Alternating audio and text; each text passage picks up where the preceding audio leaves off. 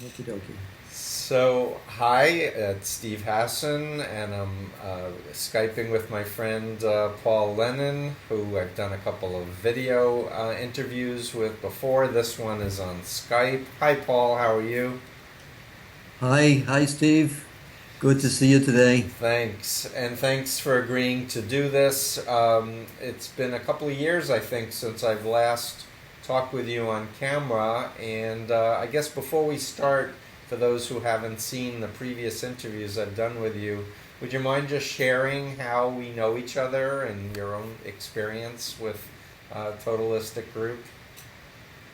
Well, I think we met through ICSA, as far as I can remember, at one of the conferences, Mm-hmm. and then I've been reading your books and um, buying into the bite model, which some of my friends and some of my counselees have found very useful. Mm-hmm. So that's kind of our contact, and then we've done a couple of videos together.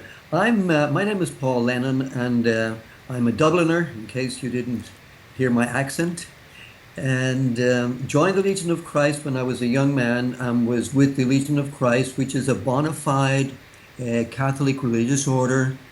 At the age of 17, left after 23 years. I was ordained a priest with them, and then transitioned after the Legion, which was very, you might say, very uncomfortable for me.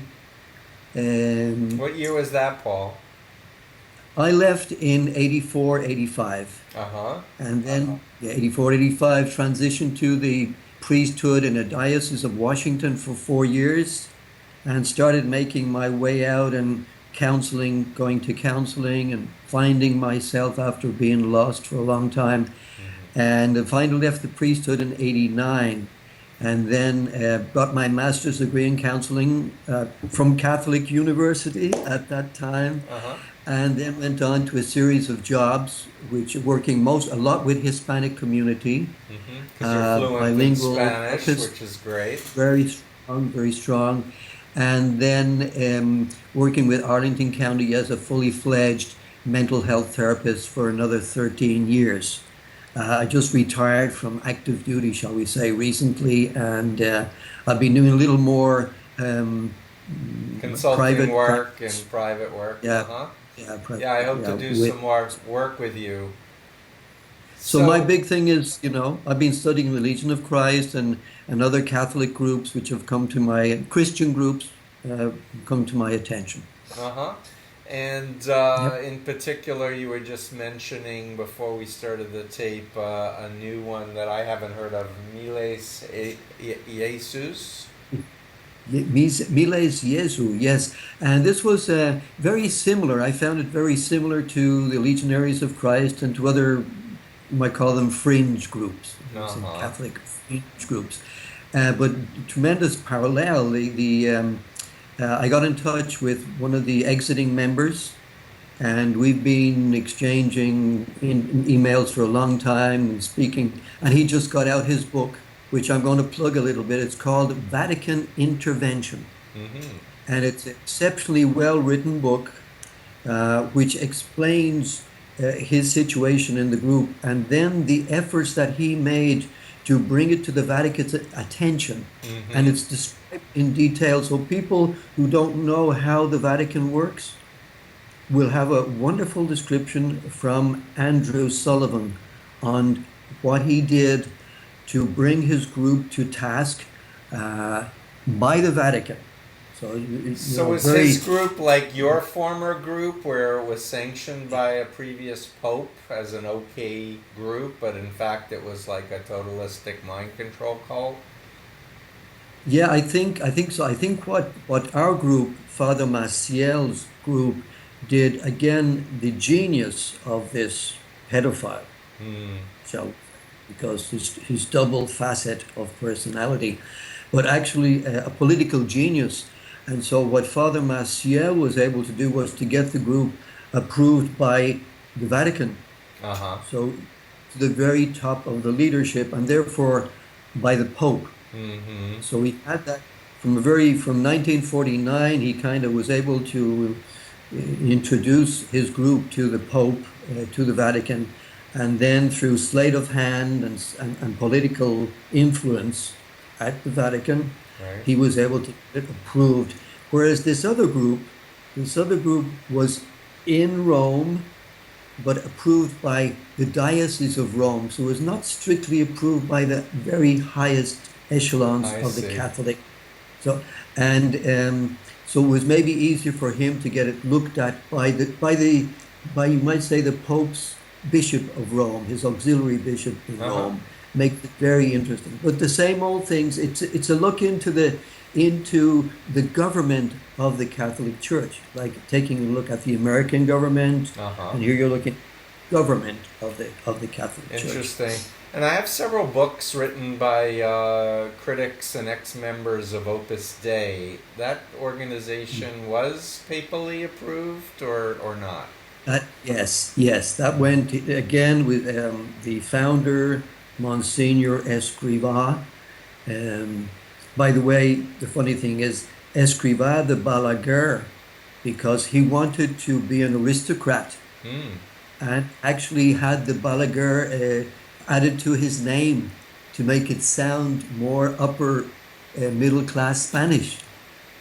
So, funny things. But yeah, he was approved by, he managed to get in there, and then he got even a special status Mm-hmm. with the Vatican Church. His organization is called a prelature of the Uh-huh. Pope.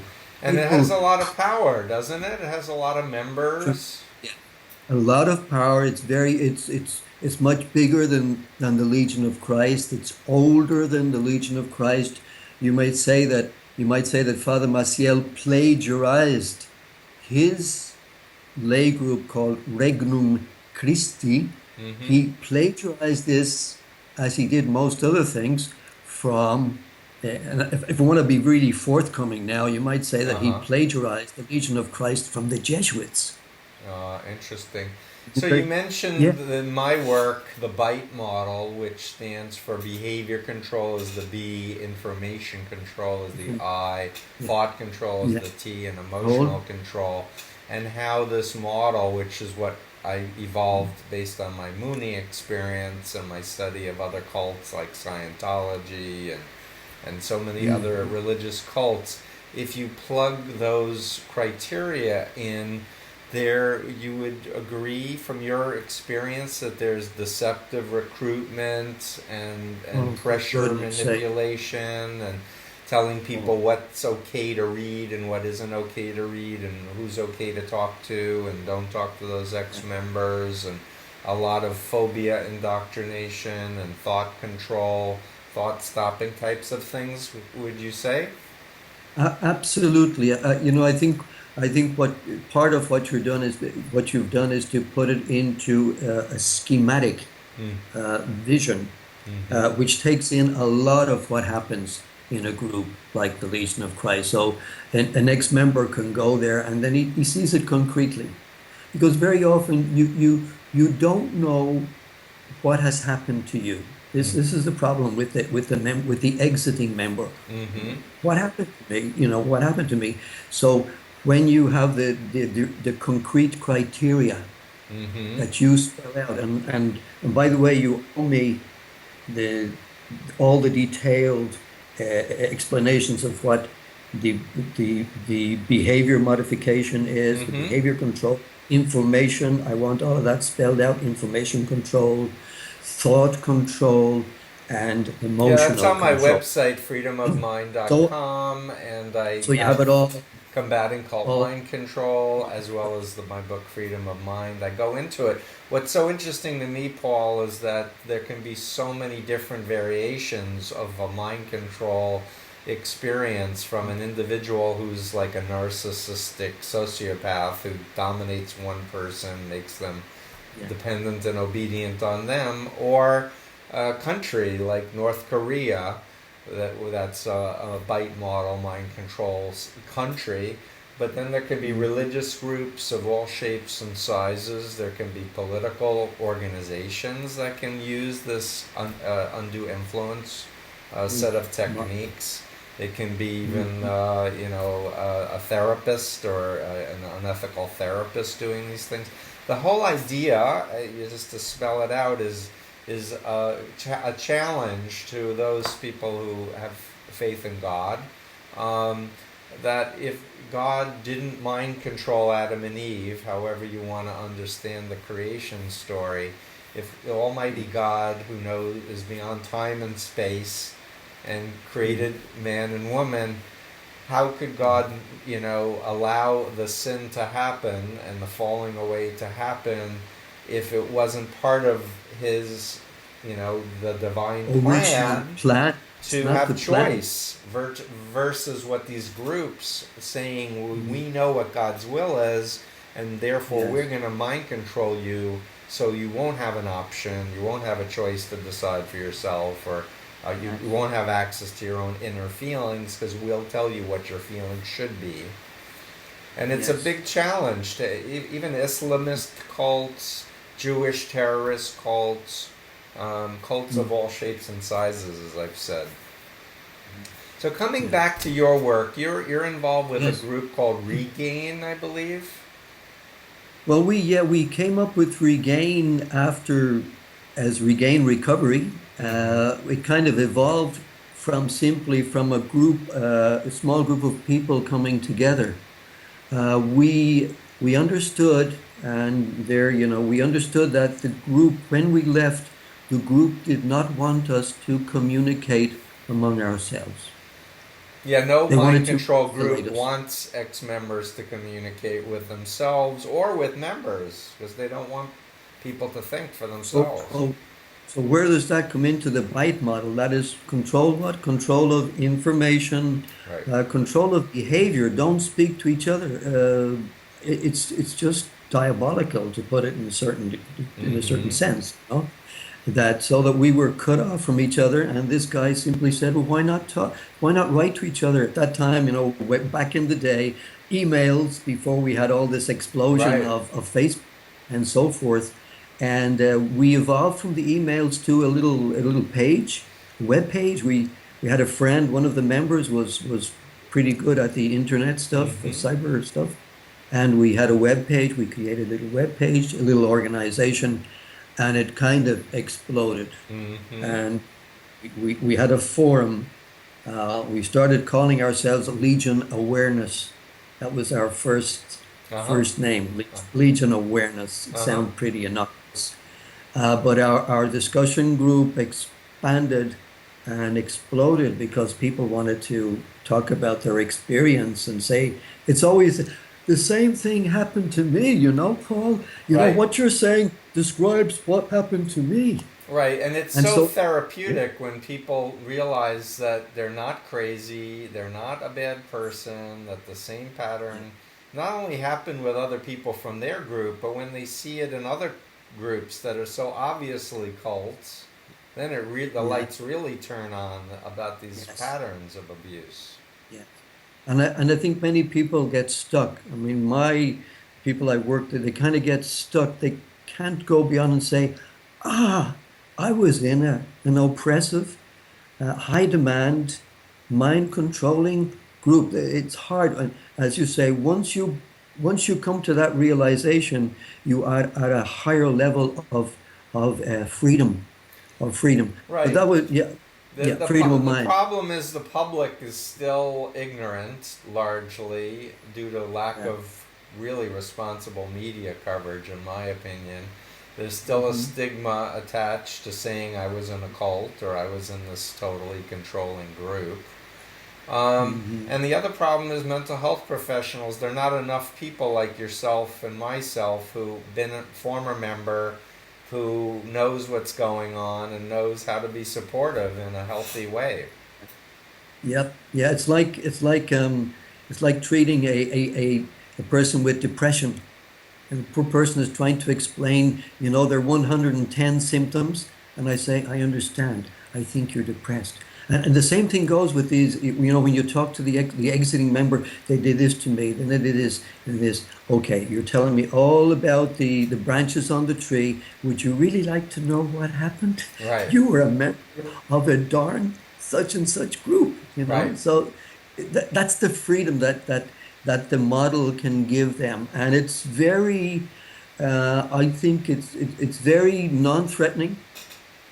It's a very Well, non-threatening, it's an empowerment non-threatening model, really. It's a self-awareness, self-education. self-awareness. Hmm. Self-awareness. Yeah, I think that, you know, and that's what I found because as we were saying before, the person coming out is afraid of the what is that called? The stigma, right? The Yeah, stigma. that I people was are I embarrassed, people are ashamed. What have you been doing for the last 30 years? Oh, don't have an education and I don't have a job and I was working for free for decades.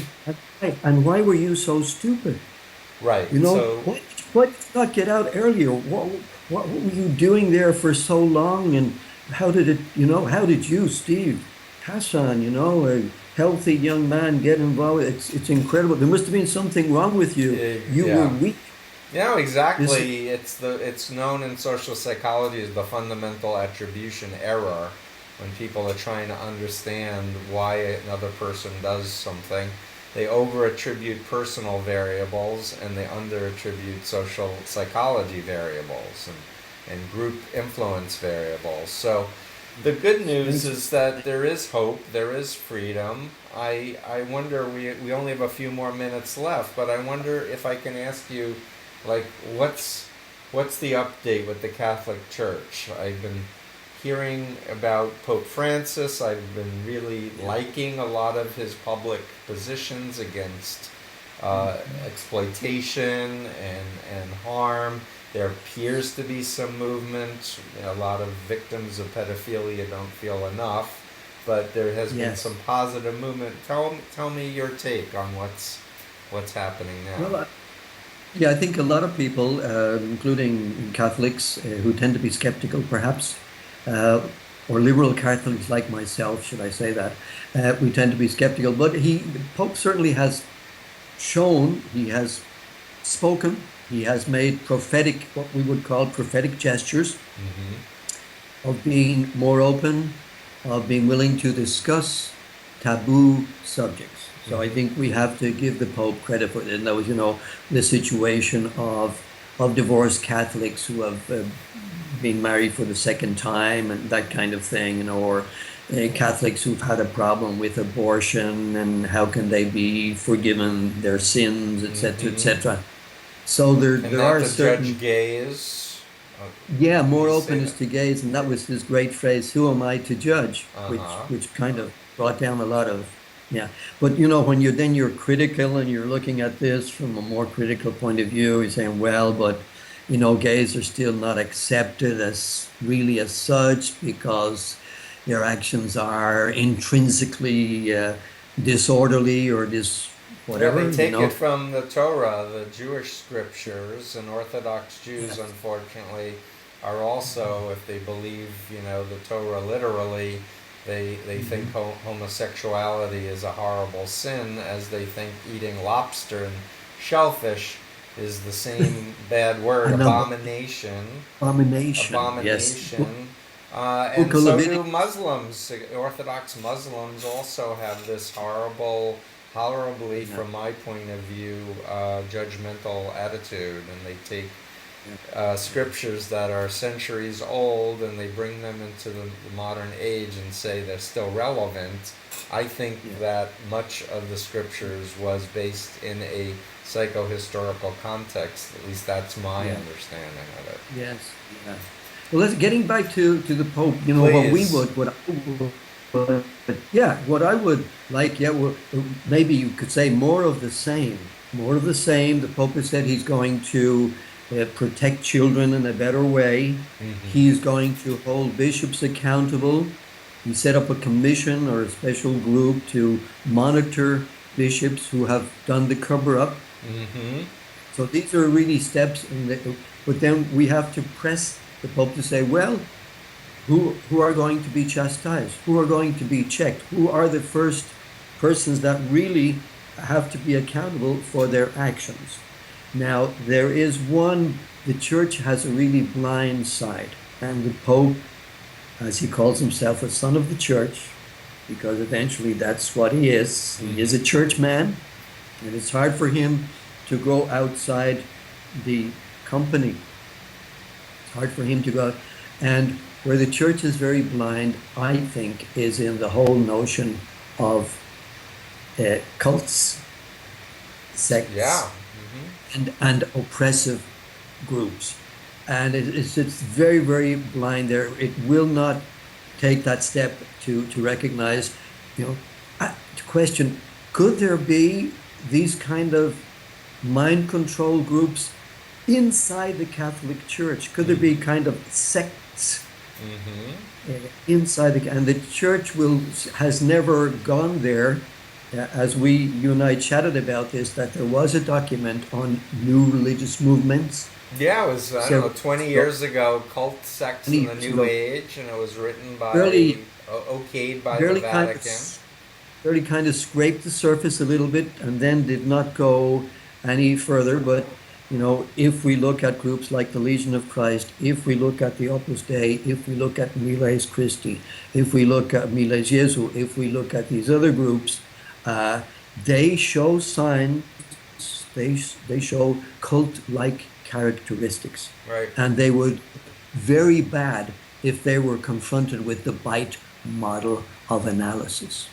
Right, but I think, ultimately the Catholic Church has lost so many members. Just so many people have left the Catholic Church, fed up over the abuse of power, the pedophilia cover-up, etc. And unfortunately, a lot of these folks have gotten sucked into other cults, looking for meaning, looking for hope, looking for God. And the Catholic Church, in my opinion, would be really wise to assign a whole research arm into this, because actually, if they lay out clear criteria of what is healthy Catholicism, and it is not just blind obedience at the expense of your conscience, for example, or at the expense of free will, they could actually bring millions of people back into the church, I think. Church? Yes, I think so. I think what's happening is that Pope has adopted a philosophy, a strategy of, yes, wanting to bring back people in, but there's a couple of holes in the sack. Sack is bursting at the ends, and the sack is still bursting from clergy sex abuse, which has not been done enough for. Right. And as you say, and the sack is probably bursting because of kind of sectarianism inside the Catholic Church, which a lot of people will not like, or they're going to these sects. I mean, if you want to say the dirty word, evangelical sects or groups all over Latin America. Right. Where you're losing millions of members every year. So please, Holy Father, please set up another commission to look into cultic aspects inside the Catholic Church. And please, Holy Father, let us be part of the analysis. Right. In other words, open up the commission to people, experts. Right. Lay experts in the field, and you can invite Steve Hassan and Paul Lennon and Paul Lennon and Michael Langoni and the rest of the heavenly choir to be part of those groups. That is the problem, because the same problems happened with the prevention of abuse of minors. They had two outsiders on the commission, and one English gentleman has recently left because he doesn't agree with the way things are proceeding. Yeah. So that's the sad story. So Paul, we have so much more to share, but I'm going to wrap this particular interview up. Is there anything else that you'd like to say to our listeners? Well, hey, we know that there's right now coming up, there's a big conference in Dallas. We can last minute at least look onto the International Cultic Studies Association website. It's happening. Please, I'll be there, and a couple of other folks will be there, and Stephen will have a couple of representatives there actually at the meeting, where we can contact them if you want to get more involved with the BITE model. you can have your folks there at the meeting. And I'll be there, and we're starting officially kicking off next Wednesday with the pre-conference It's workshops, actually and then this. It's in 2 days, Paul. this. Oh my goodness, yeah, this week I'm talking. I'm leaving. And I'm probably jumping on a people will be plane watching tomorrow. this after it's over, but to know It's that there are people getting together to talk about these things, to learn from each other, to share notes, to support each other's recovery. And there are other organizations as well, other than ICSA, that are very good. And I thank you so much, and I look forward to seeing you again, Paul, soon, and doing some more. Thanks for letting me share my thoughts with you, Stephen. Yeah, Bye. fantastic. Thanks so much. Bye. Ciao.